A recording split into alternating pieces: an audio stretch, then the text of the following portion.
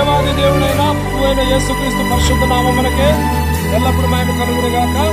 ఆమేన్.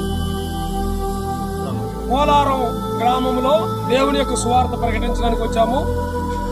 యేసుక్రీస్తు ప్రభు అంటున్నాడు, ప్రయాసపడి భారము మోసుకొనిస్తున్న సమస్త జనులారా నా యొద్దకు రండి, నేను మీకు విశ్రాంతి కలిగిస్తానని చెప్పని యేసు ప్రభు చెబుతూ ఉన్నారు. కనుక యేసుక్రీస్తు ప్రభు యొక్క సువార్తను ప్రకటించడానికి మేము వచ్చాము. యేసుక్రీస్తు ప్రభు ఒక కులానికో లేకపోతే ఒక మతానికో సంబంధించినటువంటి వాడు కాడు. యేసుక్రీస్తు అందరికీ ప్రభు, యేసుక్రీస్తు అందరికీ దేవుడు, యేసుక్రీస్తు అందరికీ రక్షకుడు, యేసుక్రీస్తు అందరికీ విమోచకుడు.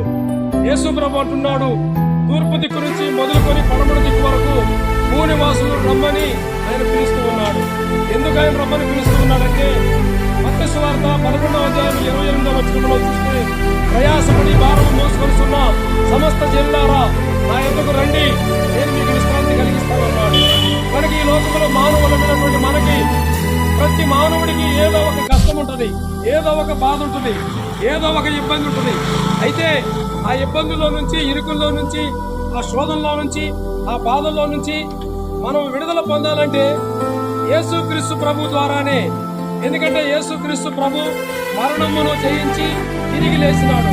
ఈ లోకంలో చాలా మంది చనిపోయి మరి సమాధుల్లోనే ఉన్నారు. కానీ యేసుక్రీస్తు ప్రభు చనిపోయి సకల మానవుల పాపముల కొరకు ఆయన చనిపోయి పాతిపెట్టబడి మృత్యుంజయుడై 3వ దినాన తిరిగి ఆయన లేచాడు. ఆయన సమాధి యెరూషలేములో ఉన్నది. ఆ యెరూషలేము 2023లో నేను వెళ్ళాను. ఆయన సమాధి ఖాళీగా ఉన్నది. ఆయన సజీవుడు. కనుక మనం ఈ లోకంలో, ఎందుకంటే ఈ లోకము శాశ్వతమైనది కాదు, అశాశ్వతమైన లోకములో మనం జీవిస్తున్నాము. శాశ్వతమైన లోకము మనకు పరలోక రాజ్యం. చాలా మంది అనుకుంటారు, మరి మంచి చేసినటువంటి వారు చనిపోతే వీడు మంచి చేసిండు, వీడు మరి మోక్షానికి వెళ్తాడు అని చెప్పని అనుకుంటారు.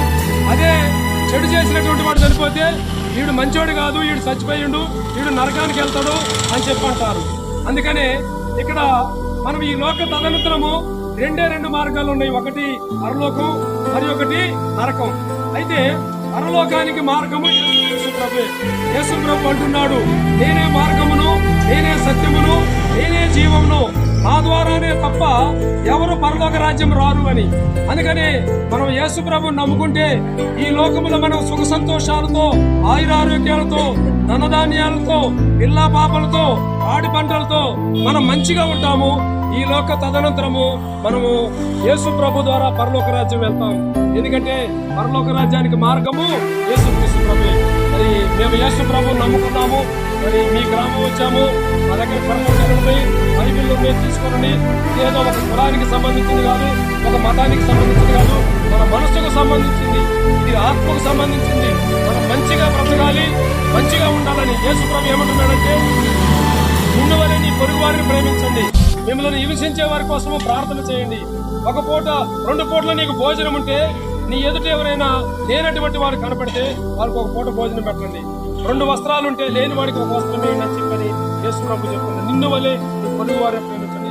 అందుకని మనం మానవులం కనుక ఒకరి ఎడల ఒకరము ప్రేమ కలిగి, అనురాగము కలిగి, ఒకరి కష్ట సుఖాల్లో మరి ఒకరము పాలు పంచుకోవాలనేది యేసుక్రీస్తు ప్రభు చెప్పేటటువంటి మాటలు.